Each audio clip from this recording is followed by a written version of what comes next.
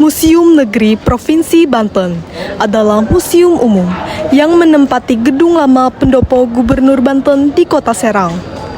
Bangunan Museum Negeri Provinsi Banten merupakan bekas kantor residen Banten yang didirikan pada 26 Januari 1821. Museum ini diresmikan pada 26 Oktober 2015 oleh Gubernur Banten Rano Karno.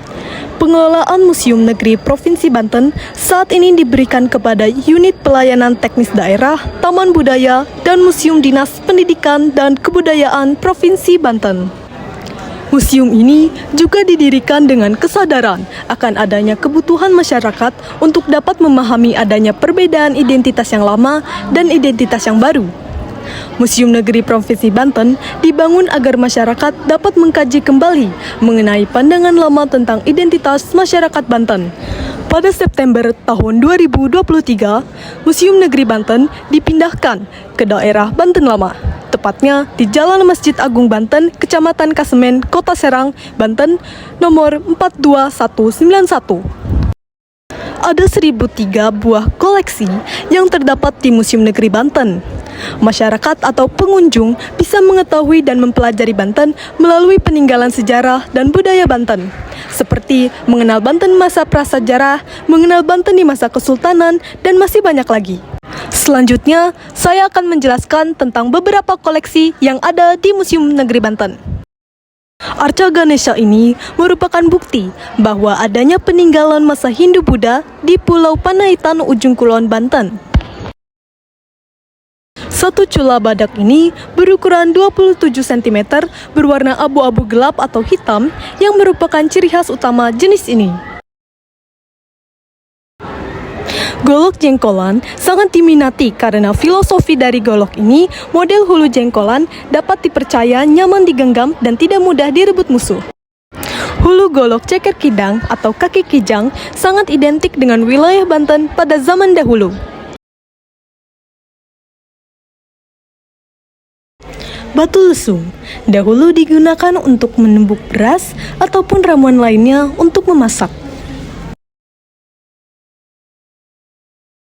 Punden berundak adalah replika dari gunung di mana ketika gunung dianggap sebagai tempat bersemayam arwah yang abadi, yang dipandang sebagai gunung suci.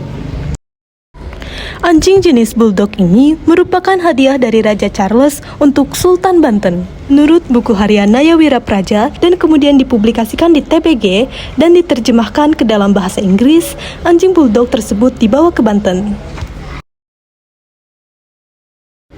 Pelabuhan Karangantu menjadi pusat perdagangan internasional yang banyak disinggahi oleh para pedagang dari benua Asia, Afrika, dan Eropa.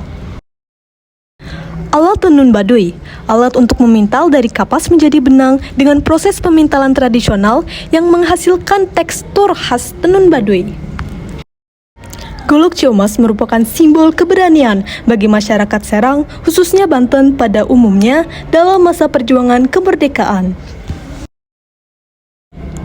Almadad ini biasa digunakan dalam pertunjukan debus, dengan cara dipegang dengan kedua tangan, bagian ujung tajam diletakkan di antara bagian tubuh perut atau leher, kemudian dipukul dengan palu besar atau gada.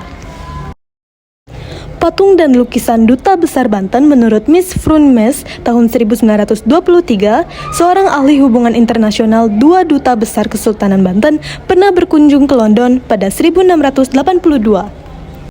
Ciri khas koin ini berbentuk persegi 6 pada lubang tengahnya, dengan tampilan muka pada mulanya dalam bahasa Jawa yang artinya pangeran ratu.